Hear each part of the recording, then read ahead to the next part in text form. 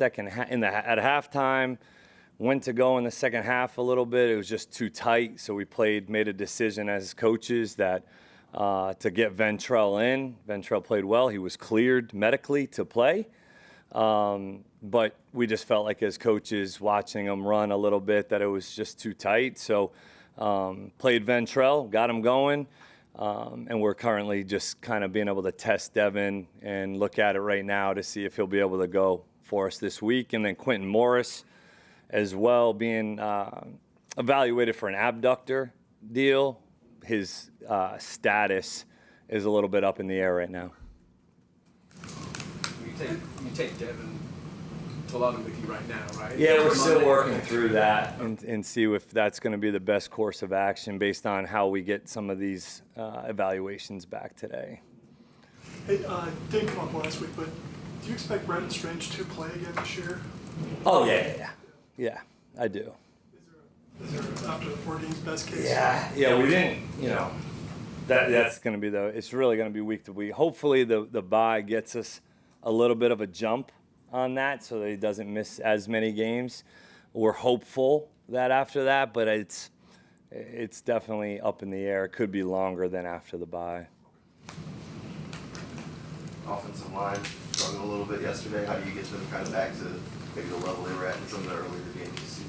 Yeah, we knew that they had a good front for sure, and but we definitely did not play our best up front in terms of the level of physicality in the run game, but also in obviously in pass protection. We were just catching a little bit, not throwing our hands and playing stout in some of our pass protection. We were just giving up a little bit too much ground at times. I do think Jonah came in and actually played pretty well. I mean, we didn't have that's going to be the thing. Like, people are going to say, well, that was the one change up, right? But that was actually, he played pretty well. And we need those other guys to continue to step up around him and play a little bit better, right? At the end of the day, we did not play well enough up front. It starts there.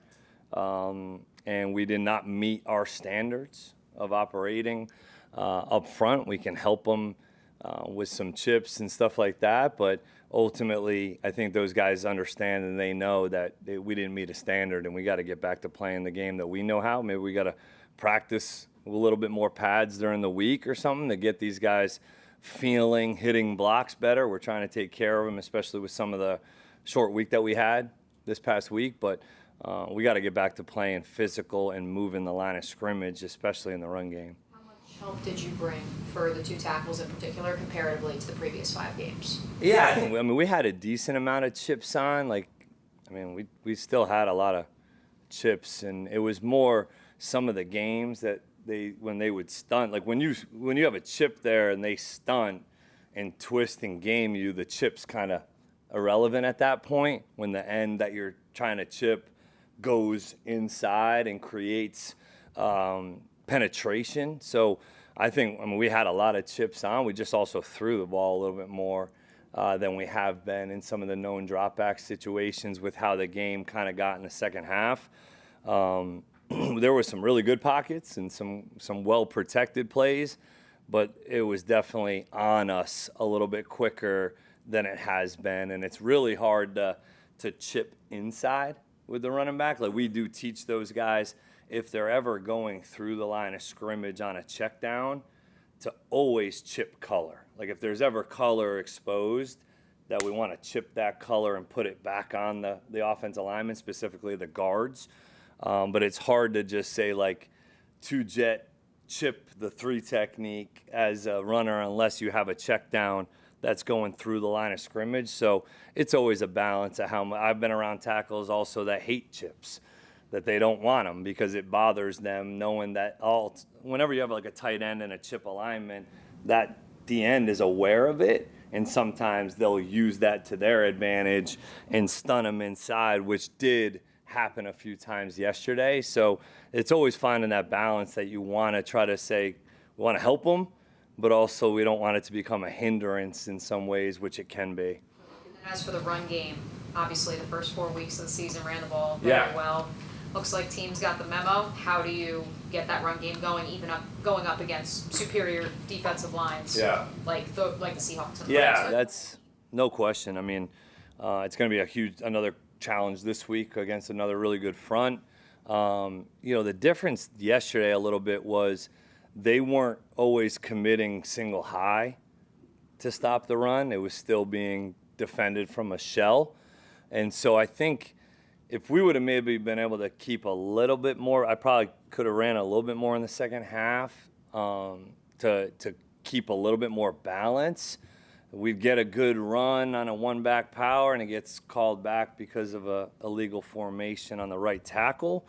So it was like every time you maybe get into a little bit of a flow, it was continuing to go backwards. So, what we're looking at this week is, okay, what we know our identity to be in terms of the runs that we want to prioritize, really repping the heck out of those to make sure that we're giving these guys the confidence to go rep them in the games, but also we've got to be better on our combinations too. Like Seattle does a nice job of, like, if you're running a double team combination, their D-line did a nice job of like only playing into one of those guys that are trying to block you. So the double team is then almost off, and now they have hands on one, and then your double team, the guy that's trying to go up to the backer, well, he's going up, but now that guy that's blocking him is one-on-one again. And so we just did not execute that stuff. So at the end of the day, I think we just got to look at, all right, what is our balance between under center and gun runs, and making sure that we're balanced there, and also prioritizing what we do best, and also make us the defense stop those things. But we got to go execute it better. Brian Thomas had the full play yesterday, made some great plays, but also the drop and the pulling over the middle. At this stage, what's your frustration level with just some of the inconsistencies in his game? I mean, it's no different than some of the inconsistencies in a lot of our guys right now. Is like our good, and some of the good has been really good, and some of the bad just goes to a really bottom floor in some ways, and that's just that's the consistent play that we're looking for from everybody. A part of this thing is trying to not let those dips dip down so low that it's game changing, right? Like, we're all going to make mistakes or have physical errors, cut down on the mental errors, but the dips can't go so low. So I still have confidence. I thought he did some really good things. Obviously, I had the huge touchdown negated by the penalty. He knows he's got to make that play on the third down, and we got to make sure that we're continuing to put him in a position to be successful, do what these guys do best, and start to really focus in on those things, and maybe not ask them to do some things that they're not doing at a high level right now, and only have those guys do what they're truly doing best, and that's on us as coaches too. When do you think you might get Wyatt in the rotation, and what's your plans for him when he can play? Yeah, Wyatt is gotten better in terms of more comfort level over the last probably week or so, getting on the show team. I think we'll be able to get him some more reps this week and see what that looks like. Obviously, still have to see if Hainsey's going to be able to go inside there, which obviously dictates a little bit more, and see where Wyatt fits in best, helping us at guard or tackle. I do think that we can get him going a little bit this week during the week of practice, not just on the show team, get him some quality reps with the unit and see how he can help us going into this weekend. But it was a bummer when he got banged up because he was playing at a high level and he was doing some really good things. We got to get him going again, which I do think is kind of this week. How do you assess that game by the defense where you make some key stops, but there are also some really big explosives on the other side? Well, that's the key. If we let the ball get thrown over our heads a few times, that's a tough world if you let up 2 60-yarders. And then I will say this, Seattle did a great job of calling their shots against the exact coverages that you would want those plays to be drawn up in. Tough one on obviously the post that went, but they hit us on a couple overs. to Cup and one to JSN on the over versus 3 deep. Got us.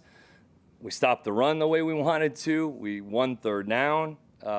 Played stout in the red area on the 1 3rd down where they ran it, and we got it made them kick a field goal.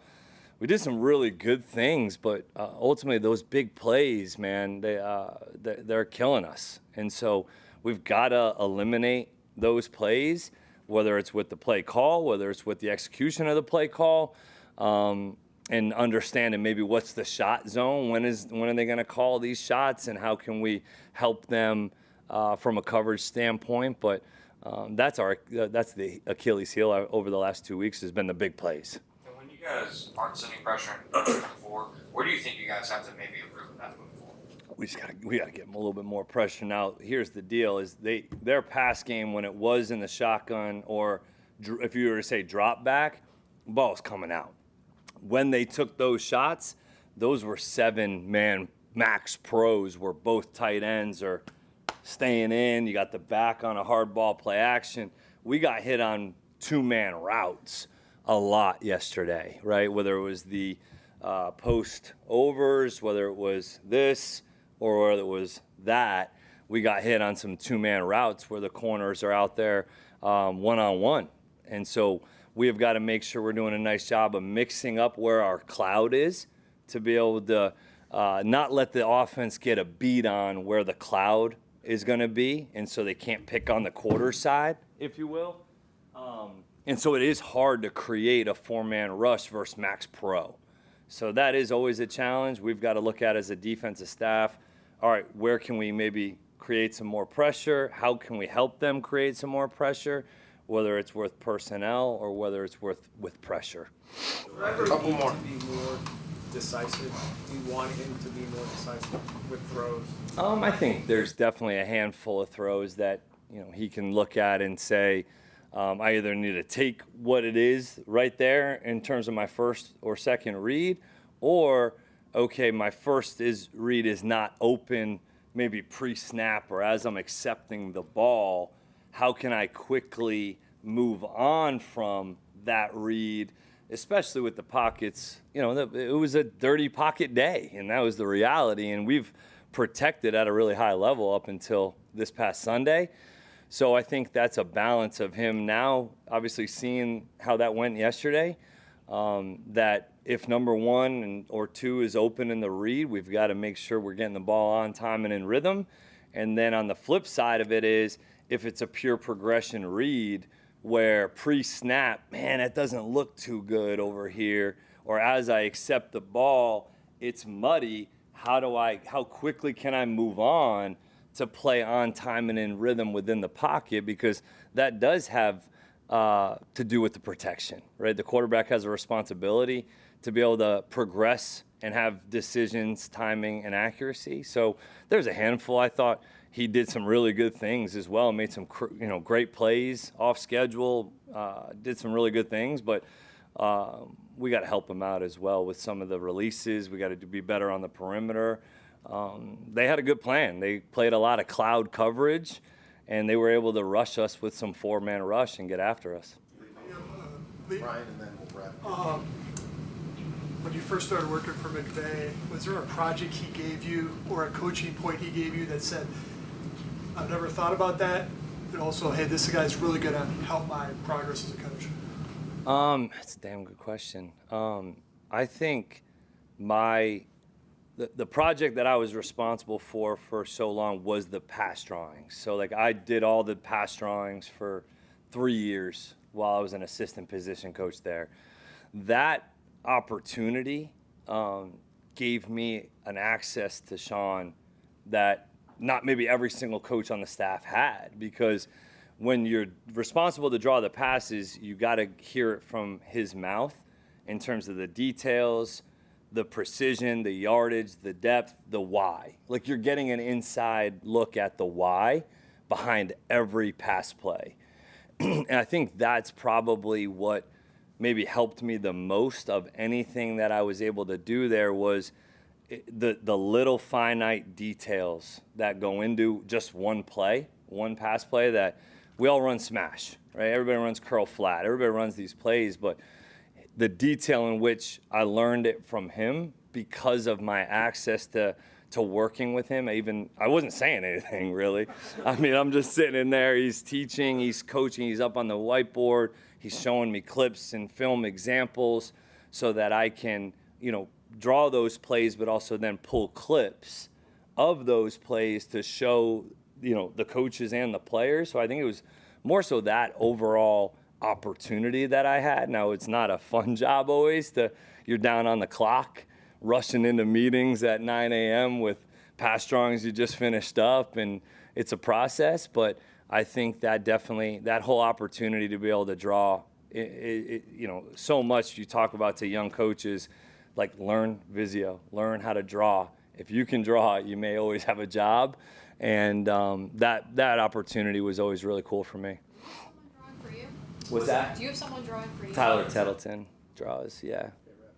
Leaving for London early, can you talk about the decision to do that? I guess some of the guys look at it as like a team bonding kind of experience. The team's going to be together for a week. Yeah. You see that same way? I do. We've done it both ways. Like, I've done it both ways, going out early or staying on this time zone, obviously, and then leaving as late as kind of possible.